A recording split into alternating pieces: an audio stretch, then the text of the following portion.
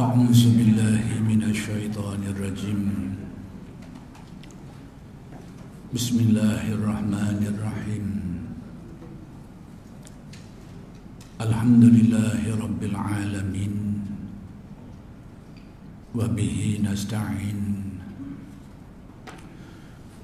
اللهم صل على سيدنا محمد النبي الأمي وعلى آله وصحبه وسلم. رب اشرح لي صدري ويسر لي أمري واحلل عقدة من لساني يفقه قولي.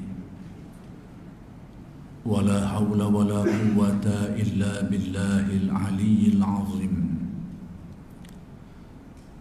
إلهي أنت مقصودي ورضاك مطلوبي. أعطني محبتك ومعرفتك. السلام عليكم ورحمة الله وبركاته. الحمد لله والشكر لله والصلاة والسلام على رسول الله. أما بعد. Pertama sekali kita bersyukur kehadirat Allah Subhanahu wa Ta'ala yang telah mengaruniakan kepada kita bermacam-macam nikmat yang sangat banyak, yang tidak terhitung jumlahnya, zahir dan batin.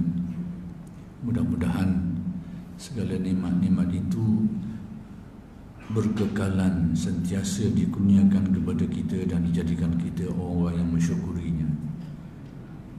Dan dengan sebab syukur itu mudah-mudahan kita ditambah lagi nikmat oleh Allah Subhanahu wa Ta'ala. Dan insya-Allah pada malam ini akan diteruskan lagi pengajian kitab Sairus Salikin karya Syekh Abdul Samad Al-Falembani rahmatullah alaih.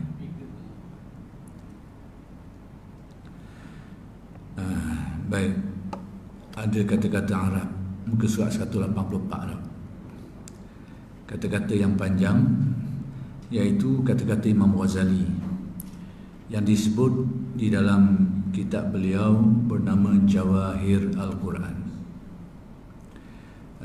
Tapi ejaan yang ditulis di sini ni dalam cetakan, dalam cetakan kitab yang ada pada saya ni ditulis Jauhar. Itu alif dia tu mungkin tercicir lah. Kitab yang bernama Jawahir Al-Quran. Jadi panjang kata-kata Arab tu, kita tengok terjemahannya. Baik, arti kata-kata Imam Ghazali ni, dan segala ilmu hakikat, ilmu tentang hakikat ketuhanan lah, yakni kami kehendak akan ilmu yang mengetahui akan zat Allah. Yang kami maksudkan, kata Imam Ghazali, tentang ilmu hakikat ni, ilmu apa?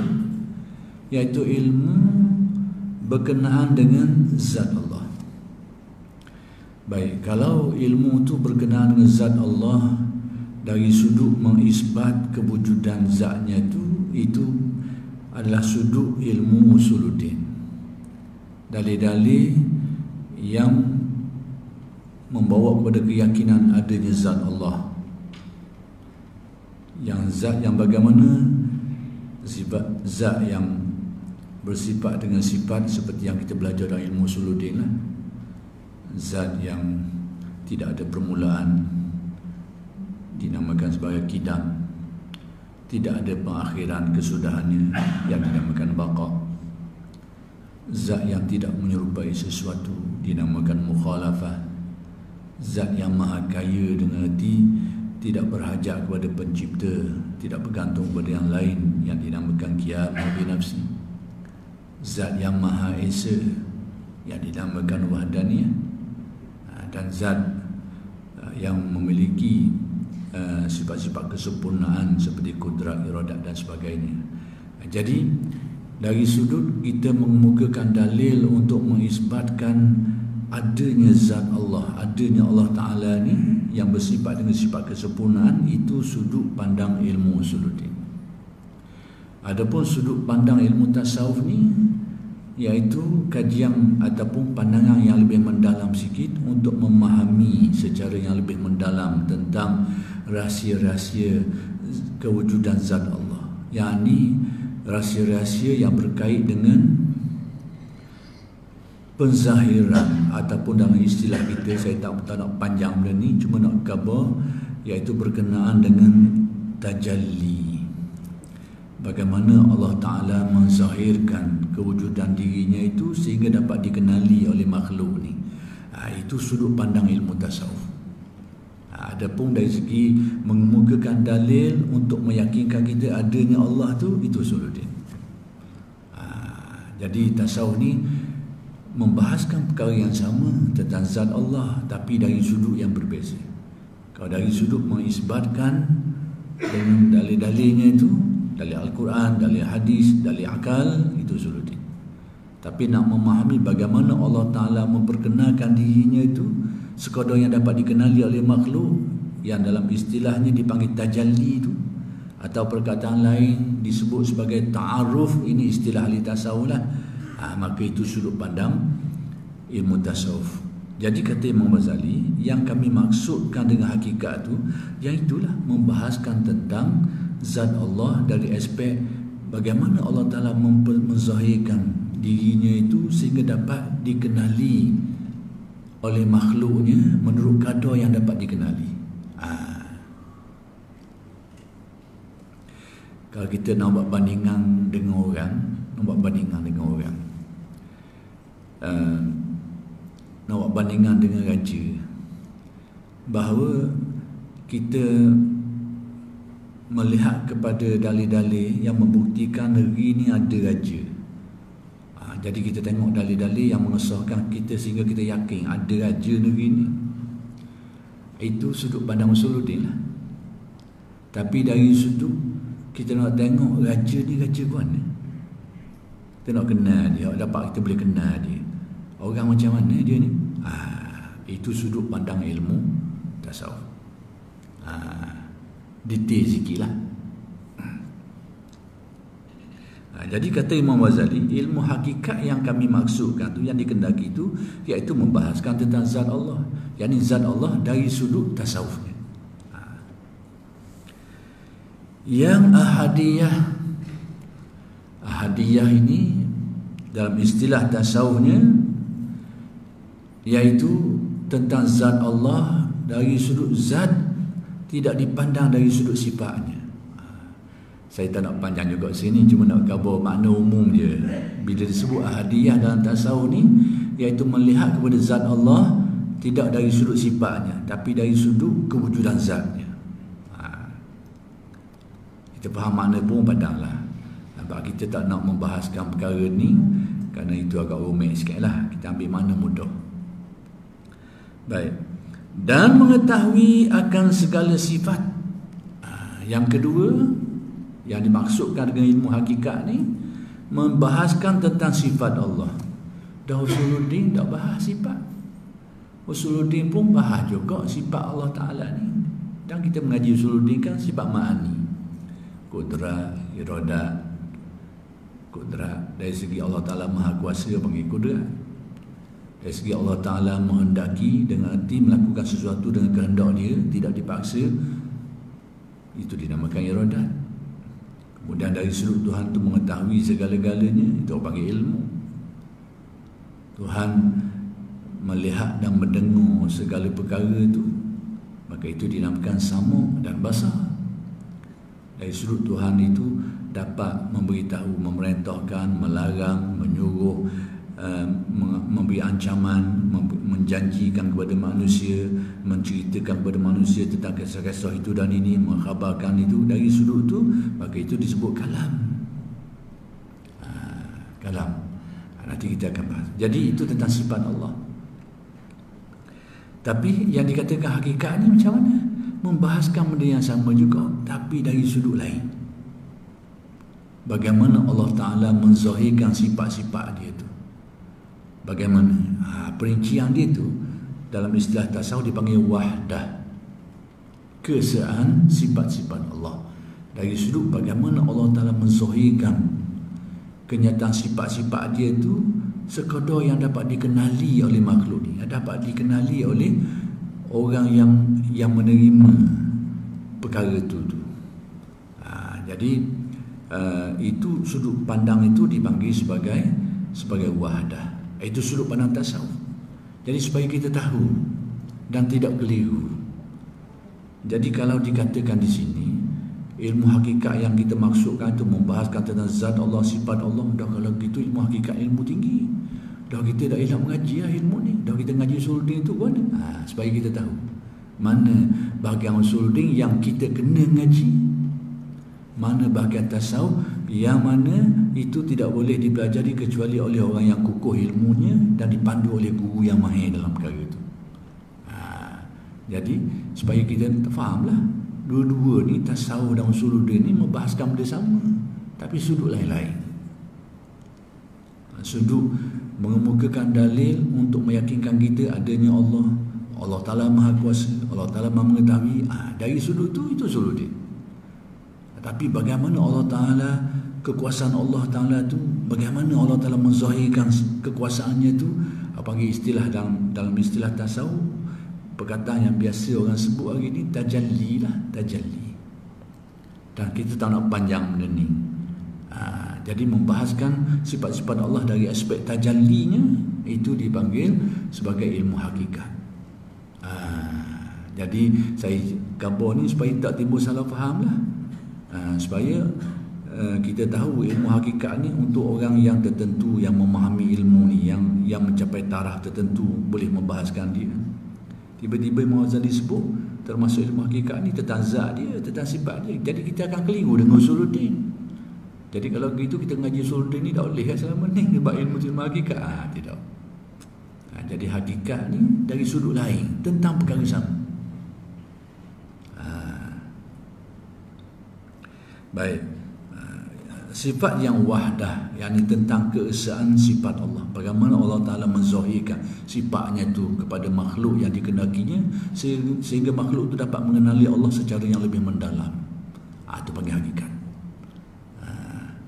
Usuluddin hanya nak mengisbatkan saja Allah Ta'ala tu bersifat Maha Kuasa. Kita yakin Allah Ta'ala kuasa. Itu bahagian usuluddin. Cukup dah. Dalilnya apa benda? Al-Quran sebut innallaha ala kulli syai'in qadir.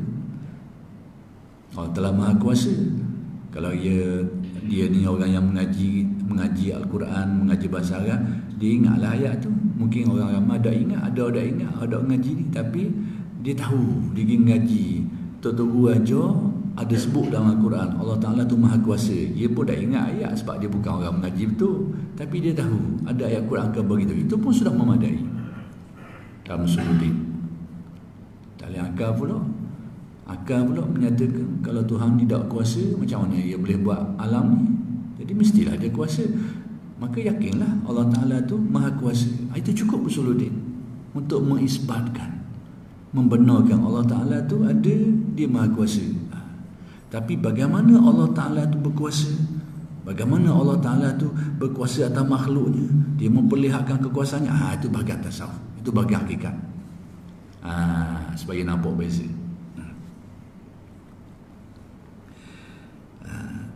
Yang wahdah dan wahidiyah. Wahidiyah ini juga merujuk kepada keesaan Allah.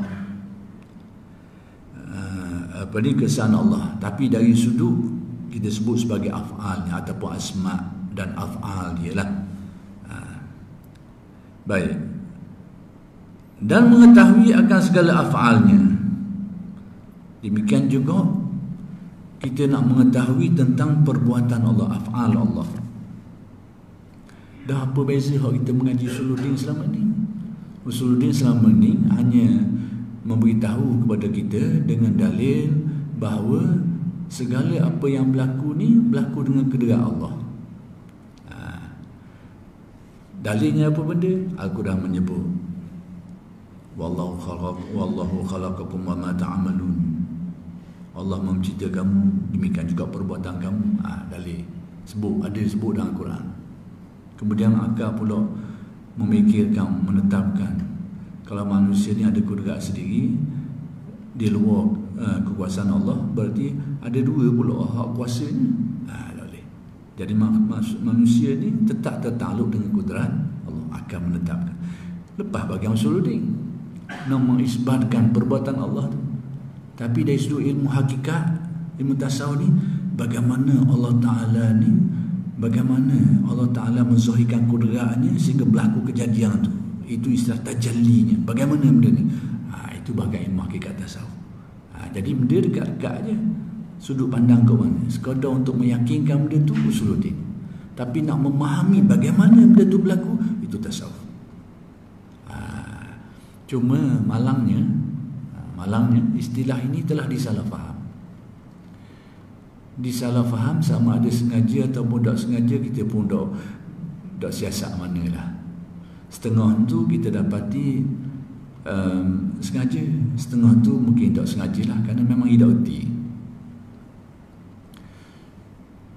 Ada setengah saya guna istilah tajalli tadi tu untuk supaya saya tak guna banyak istilah lain, supaya nak memahamkan kita semua ni lah apa yang dimaksudkan oleh ilmu hakikat menurut Imam Ghazali ni. Jadi secara mudahnya, supaya tak serabut, saya boleh buat kesimpulan. Kalau kita membahaskan tentang Allah Ta'ala, tentang zat dia, tentang sifat dia, tentang asma' dia, yang nama dia dan af'al dia, dari sudut membuktikan kewujudan benda tu, mensabitkan adanya Allah Ta'ala dan sifat-sifatnya itu Usuluddin lah. Tapi kalau kita bahaskan dia dari sudut bagaimana fungsi semua ni, bagaimana penzahiran ataupun tajalli ni, istilah tajalli saya pakai tadi tu, maka itu ilmu tasawuf. Baik, hak yang saya nak sebut sikit sini tentang salah faham lah. Saya nak sebut sekadar yang memadai tentang salah faham oleh setengah orang, iaitu antara salah faham yang timbul ni, supaya kalau kita lain kali bila dengar benda ni, kita tahu benda ni cerita sebenarnya mana. Iaitu salah fahamnya, ada setengah orang tu dia kata mana-mana yang mengajar tentang ketuhanan ni dengan menggunakan tajalli tu, itu alamat ajaran sesat lah tu. Itu satu. Itu satu perkara. Mana-mana kitab ajaran-ajaran yang dalam tu ada tajalli, ini itu tanda ajaran tu sesat. Itu satu salah faham. Yang kedua, iaitu tafsiran kepada tajalli tu, dia kata tajalli ni dengan makna Tuhan tu menjelma. Menjelma ni ibarat macam menjelma macam wayang gambar lah. Orang tu jelma. Kalau dah nampak jadi nampak. Diri dia tu menjelma macam tu. Itu. Kalau dah nampak tu tiba-tiba dia menampakkan diri. Dia nampak. Jadi seolahnya terlindung jadi nampak. Padahal benda hak tulis je. Jadi istilah tajalli ni kalau kita terjemah dengan menjelma tu, itu sangat salah. Baik, kesimpulan mudahnya, bila ada orang yang cuba menyesatkan ajaran ni kerana istilah itu tu, salah satunya kerana istilah tadi tu, maka saya nak beritahu bahawa istilah tajalli yang dipakai oleh ulama tasawuf ni, itu adalah diambil daripada Al-Quran. Jadi kalau kita kata benda tu sesat, secara tidak langsung kita akan kata Al-Quran tu sesat lah. Sebab perkataan tu ada dalam Al-Quran. Boleh kita hubungkan istilah tajalli itu dengan kun fayakun? Kun fayakun tu ya, boleh dikait. Kun fayakun ni berkait dengan takluk di dalam sifat kalam lah. Tapi itulah proses dia. Itu proses dia. Maksudnya tajalli ni berkait dengan ketentuan Allah, antaranya kalam dia tu menetapkan. Maka bila diperintahkan begitu berkait dengan kudrat iradahnya, maka berlaku. Cuma proses dia tu, proses tu orang panggil tajalli. Bagaimana benda tu berlaku? Baik, jadi sekarang ni bila orang sesatkan benda ni, tajalli ni, cara tak langsung sebenarnya dia akan kata Al-Quran tu sesat lah. Sebab apa? Benda ni mari dari Al-Quran, iaitu balik dia ni mari daripada firman Allah, falamma tajalla rabbuhu lil jabal. Yang ni dia berkait dengan kisah Nabi Musa. Kisah Nabi Musa di Tur Sina. Jadi ayat Quran sebut benda ni. Falamma tajalla rabbuhu lil jabal. Kalau kita terjemah dengan makna yang salah tadi tu, dia akan jadi gini. Apabila Tuhan itu menjelma menzuhirkan diri dia, hak nepek tiba-tiba nampak cokoh. Kalau kita terjemah dengan makna tu, nusuk tu dah tobek cokoh gitu. Apabila Tuhan menjelma tu di bukit Tur Sina tu, itu adalah tafsiran yang salah, terjemahan yang salah. Tapi perkataan Al-Quran yang dipakai tidak lain kecuali tajalli. Falamma tajalla. Tajalla ni bahasa Arab, kalau kita ambil masdar dia akan jadi tajalli lah. Baik, terjemah waktunya menurut faham ahli tasawuf, iaitu apabila Tuhan menzahirkan dirinya sehingga dapat dikenali. Bukan dia jelma, dia rubik, bukan mana gitu. Dia menzahirkan, memperlihatkan tanda-tanda dia tu, sehingga manusia dapat mengenal dirinya tu menurut tanda-tanda yang diperlihatkan. Itu makna tajalli. Tapi setengah tak kelompok tadi tu dia faham menjelma, tubik. Nepek dalam tu tubik luar. Itu makna yang salah. Jadi kalau kita kaitkan tajalli dengan makna yang salah ni, dan kita sesatkan istilah itu, padahal yang digunakan oleh ulama tasawuf dengan makna lain, lalu kita sesatkan dia, maka saya kata tanpa kita sedar, berarti kita telah menyesatkan Al-Quran. Kerana ahli tasawuf mengambil ilmu ni istilah ni daripada Al-Quran. Jadi tajalli ni bagaimana Allah Ta'ala tu menzahirkan, proses bagaimana Allah Ta'ala menzahirkan sifat dia tu. Termasuklah macam yang aku kata tadi tu, kun fayakun tu, itu sebahagian dia proses. Allah Ta'ala nak buat sesuatu tu pertama sekali berkait dengan dia perintah dulu, dengan perintah dia, arahan daripada dia, perintah daripada dia. Itu salah satulah. Dan banyak lagi lah teknika-teknika yang berlaku. Tapi kalau sekadar kita nak menisbatkan Allah Ta'ala tu bersifat maha kuasa, dia buat segala-galanya, itu usuluddin. Allah Ta'ala ni bersifat kudrat, maka dengan kudratnya dia mencipta segala alam ini. Sekadar tu usuluddin. Tapi bagaimana fungsi kudrat tu, bagaimana kudrat tu berlaku sehingga manusia dapat kenal rahsia kudrat Tuhan, itu tajalli. Itu tasawuf. Jadi beza dekat tu je. Baik. Jadi saya nak sebut tadilah. Bila ada orang yang menyatakan tajalli ni dengan makna yang salah tadi tu, kalau dia terjemah salah kerana terjemah lah. Tapi kalau dia kata secara umum tajalli ni sesat, tanpa dia sedar bahawa dia telah menyesatkan Al-Quran. Kenapa? Kan tajalli ni adalah istilah yang diambil oleh ulama tasawuf daripada Al-Quran.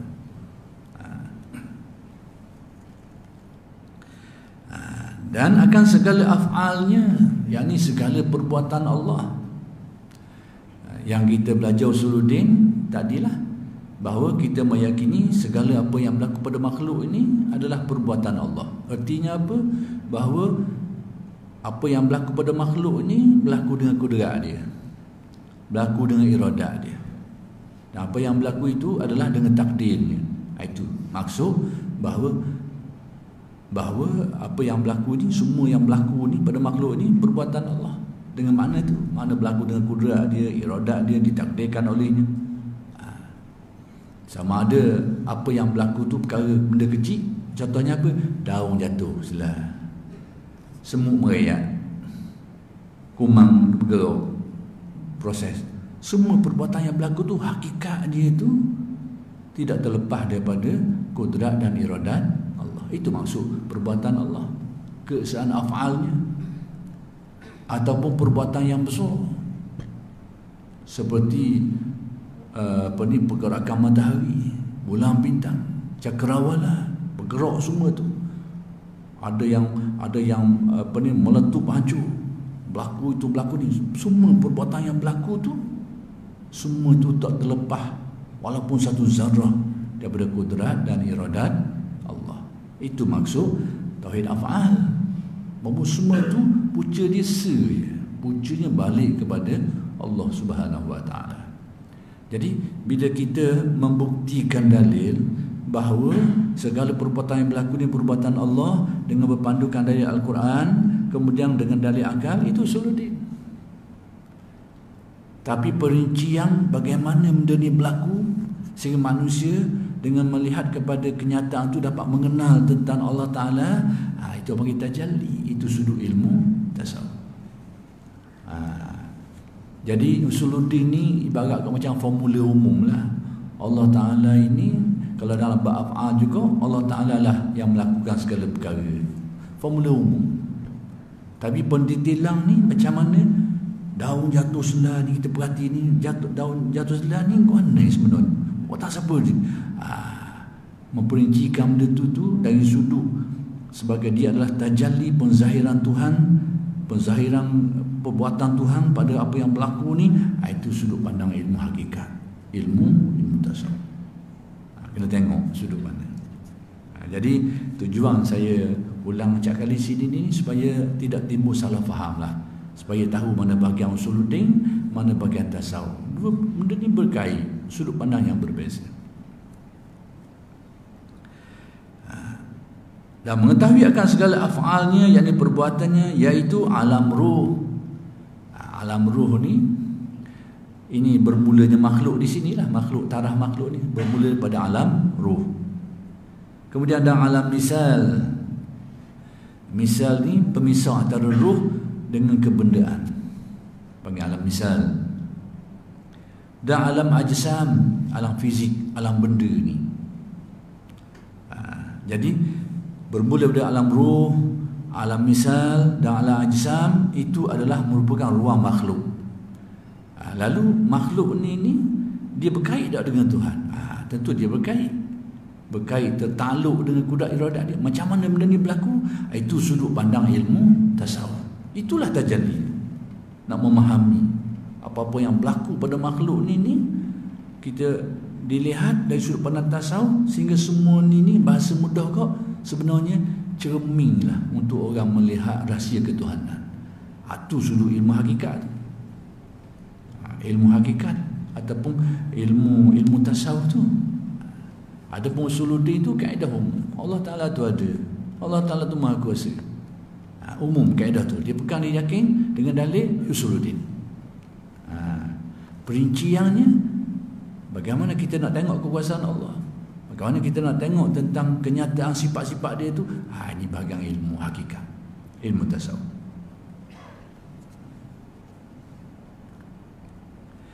Baik, dan mengetahui tempat kembali segala alam itu, yaitu alam akhirat.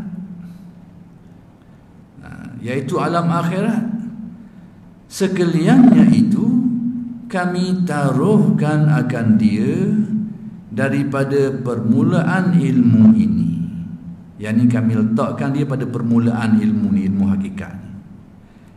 Dan perhimpunannya, yakni kesimpulannya, kesimpulannya, sekira-kira qada yang diberi Allah Ta'ala akan kami rizki mengetahui daripadanya. Yani sekadar yang Allah Ta'ala fahamkan kepada kami, kata Imam Ghazali, tentang perkara itu. Maksudnya Imam Ghazali kata bahawa yang kami maksudkan ilmu hakikat itu adalah ilmu yang disebutkan tadi itu, yang kami jelaskan perkara itu pun menurut kadar yang difahamkan Allah kepada kami.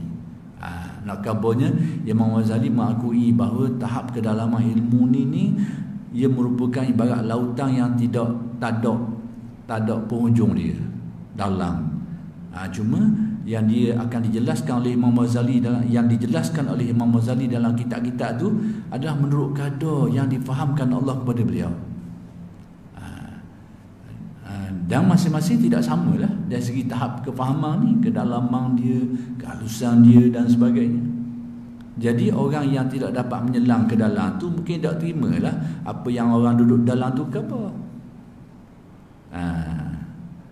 Kita ni duduk main perahu atas darat, duduk main perahu tepi laut je, duduk main ngai ke atas perahu gitu je. ngai ambil barang yang ada permukaan lah. Jadi orang nyelang dalam tu dia jumpa benda lain lagi yang kita tak nampak. Tapi orang kabur kita tak percaya bagi kita tak nyelang situ. Itu tamsilah mudah lah nak kaburnya. Sebab Imam Ghazali dia beritahu ilmu ni untuk kelompok khusus, bagi yang dapat memahami ilmu ni, kelompok yang khusus. Itu pun dia jelaskan tu menurut kadar yang difahamkan Allah kepada beliau. Maksudnya mungkin ada orang lain yang Allah Ta'ala buka dalam lagi, yang lebih faham, lebih mendalam lagi. Itu tabi'i kepada ilmu hakikat. Tak apalah, kita faham maksud umum pun cukup lah. Untuk kita faham itu je. Tapi kita faham dari segi tanda je. Itu bahagian kita lah. Tanda dia. Ya. Ya. Ya. Kita faham ikut tanda. Kita faham ikut tanda. Jadi kalau kita panggil usuluddin, dalil. Tasawuf dia panggil tajalli. Dua-dua tu tanda belaka. Cuma tanda kot tasawuf tu dalam sikit. Tanda kot usuluddin ni tohor sikit. Itu dia beza dia. Tapi dua-dua tu kena tanda. Serta banyak masyhur. Masyhur ni sibuk. Dan serta banyak kebinasaan. Dan serta sedikit yang menolongi akan kami. Maksudnya sekadar yang Allah Ta'ala kurnia kepada kami, kata Imam Ghazali, serta banyaknya masyhur tu. Banyak masyhur ni banyak halangan. Masyhur ni banyak halangan. Maksudnya nak memahami ilmu hakikat ni halangan dia banyak sikit. Kainah lah. Banyak kainah, banyak halangan. Syawari dia panggil. Kebaik. Kemudian dan serta banyak kebinasaan. Demikian juga tempat-tempat yang mungkin orang akan jadi gelecoh tu banyak. Nak khabar ilmu hakikat ni, bahawa ilmu ni ilmu yang khusus untuk kelompok tertentu. Kita sekarang ni kita tak nak faham ilmu hakikat tu, tapi nak faham tentang maklumat mengenai benda tu. Hakikat tu sendiri bukan bidang kita lah sekarang. Tapi kita nak tahu maklumat tentang perkara itu supaya apa? Supaya kita ada pedoman lah, ada panduan. Jadi Imam Ghazali kata ilmu hakikat ni ilmu gini. Yang mana nak menyelam benda ni kami pun dapat menjelaskan sekadar yang Allah Ta'ala fahamkan kepada kami, kata Imam Ghazali. Kemudian banyak masyhurnya, yakni banyak halangan dia, dan serta banyak kebinasaan, yakni tempat-tempat yang manusia mungkin terbabah, tersesat, tergelecoh, banyak. Dan serta sedikit yang menolong akan kami. Apa maksud sedikit yang menolong tu? Yakni orang-orang yang ikut serta dalam memahami perkara ni tak ramai. Tak ramai. Dan sedikit yang mentaulani akan kami. Yang bersama-sama dengan kami dalam menceburi perkara ni pun tak ramai juga, kata Imam Ghazali. Jadi Imam Ghazali nak khabar ilmu hakikat yang kita ni tidak disuruh menyelami kecuali bagi orang yang ahli bidang itu. Jadi kenapa disebut di sini begini ni, supaya kita tahu kadar yang patut, ilmu apa yang patut kita belajar tentang tasawuf ni. Kalau kita tak tahu sepadang tu kita kelirulah. Kadang-kadang benda tu boleh belajar, kita rasa tak boleh belajar. Jadi Imam Ghazali khabar hak yang tak boleh tu hak mana ni. Iaitu di dalam setengah daripada beberapa karangan kami, yang mana ilmu-ilmu ni kami sebut dia dalam sebahagian daripada kitab-kitab kami. Baik, antara kitabnya apa? Sebahagian perkara ni ada dalam Ihya. Ni sebahagian ni, perkara hak rumit ni disebut oleh Imam Ghazali dalam Ihya. Tapi sebelum ni, bila Syekh Abdul Samad menyenaraikan nama-nama kitab yang dikira sesuai untuk golongan mubtadi, maka kitab Ihya pun disenaraikan termasuk kitab tu juga. Dah warna jadi gitu. Warna jadi gitu. Ini saya nak khabar ni. Kitab yang sesuai untuk golongan mubtadi menurut Syekh Abdul Samad, kitab Ihya juga. Tapi yang mengandungi benda dalam-dalam ni kitab Ihya juga. Dah mana sih? Nak khabarnya bahawa dalam kitab tu bercampur-campur. Bahagian untuk golongan mubtadi ada dalam tu. Bahagian untuk yang tinggi-tinggi pun dalam kitab tu juga. Nak khabar kita supaya kita tak pening. Sebelum ni Syekh Abdul Somad kata kitab Ihya tu untuk mubtadi. Tiba-tiba bila kita tengok isi kandungan dia, hak dalam-dalam pun ada dalam tu juga. Supaya kita tahu. Maka perkara yang samalah berlaku pada kitab-kitab yang lain. Kitab-kitab yang lain. Berlaku pada kitab yang lain. Dan di sinilah berlaku, kadang-kadang berlaku salah tafsiran sikit. Tetapi tiada kami zahirkan akan dia kepada orang banyak. Kami tidak zahir, kami tidak tunjukkan dia kepada orang ramai. Ada kitab-kitab yang memang pekat bab tentang hakikat ni, Imam Ghazali tulis. Kitab tu memang dia tak tunjuk kepada orang ramai lah. Antaranya Al-Madnunu bihi ala ghairi ahli. Kitab yang memang dilarang untuk dibuka kepada orang yang bukan ahlinya. Imam Ghazali tulis satu kitab, dia beri nama tu faham dah maksud dia. Kitab ni dilarang, ditutup kepada orang yang bukan ahli. Ihya agak terbuka sebab Imam Ghazali sebut perkara-perkara yang agak mendalam dalam Ihya tu dalam bentuk yang kandungan, bukan membahaskan perkara tu secara khusus dah, disebut diselit-selit. Terutamanya dalam bab ajaibul qalbi, keajaiban hati. Banyak Imam Ghazali sebut dalam tu tentang rahsia-rahsia, tapi dalam bentuk selit-selit kata orang. Tapi tidak bahas memang satu tajuk khas untuk hal-hal hakikat yang dalam, tidak. Ada ni tafsir bahasa Melayu, nama kitab terjemah itu di mana juga. Kitab apa? Nama dia kata yang benar tadi, tafsir bahasa Melayu nama keajaiban. Ya. Itu sebahagian daripada kandungan Ihya. Ya, keajaiban hati. Dulu sebelum cetakan, saya pergi ke Aceh melawat satu pondok lama. Orang dulu tulis tangan kitab-kitab ni, kitab-kitab tafsir Baydawi. Sebelum ada cetakan, dia orang saling tulis tangan. Setelah ada cetakan ni barulah dia orang proses cetak secara tersebar lebih meluas. Dulu tak, orang kita pergi ngaji dulu, pergi tulis. Bayangkan tulis setebal tu kitab. Berjelik-jelik tulis sutik-sutik. Nak kau sungguh orang dulu. Orang kita ni kurang sikit lah. Kita dengar zaman dulu perhubungan payah. Tapi ulama-ulama Terengganu ngata gawa lagi. Tok Ulama ni, Tok Kupalo, dia bukan ngaji dekat-dekat tu, pergi jauh-jauh lagi. Sama tu sistem perhubungan bukan mudah.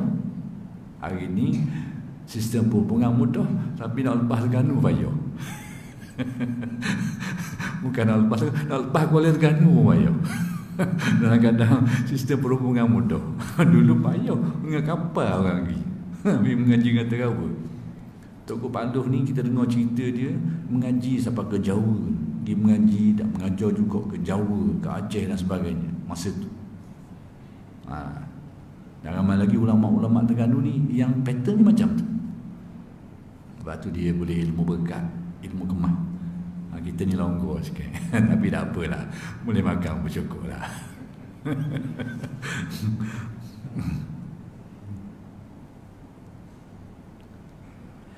Jadi kata Imam Ghazali, kami tidak tunjuk, tidak zahirkan, kami tidak paparkan dia untuk orang ramai, khas untuk orang yang bidang saja.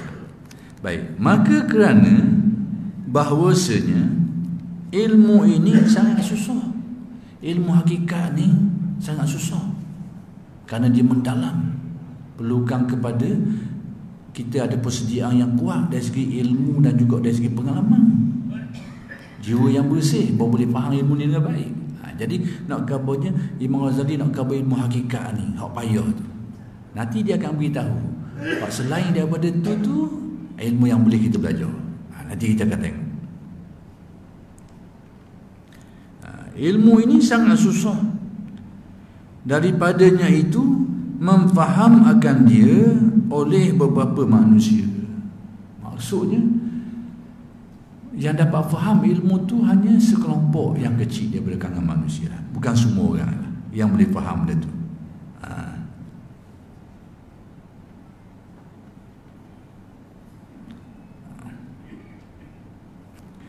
Dan memberi mudarat dengan dia itu akan beberapa orang yang dhaif.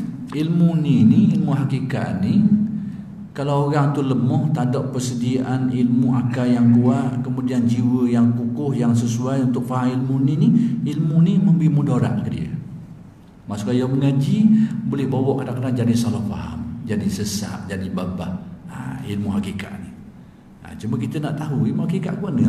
Hak yang dikatakan payah tu, ni disebut asas-asas tadi tu Imam Ghazali. Baik, tengok lagi. Yani orang yang permulaan menjalani akan ilmu tarekat. Maksudnya dia baru mempelajari ilmu tarekat. Jadi tarekat tu bukan termasuk benda yang dilarang. Kena faham balik. Kerana hak yang dikatakan dilarang tu ilmu hakikat. Tentang apa? Tentang yang disebut tadi tu. Adapun tarekat ni, ini bukan ilmu yang merupakan hakikat yang dimaksudkan tu. Tarekat ni perjalanan untuk faham benda tu.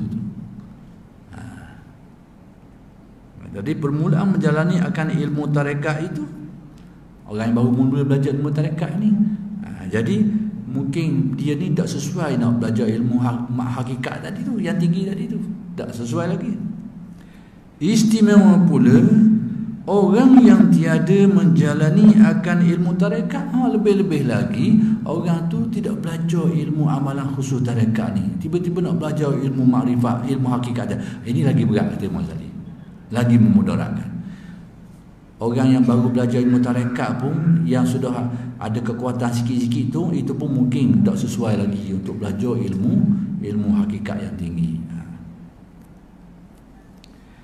Dan jikalau ada mereka itu banyak mempunyai ilmu sekalipun, sekalipun mereka ni orang yang banyak ilmu, orang yang alim.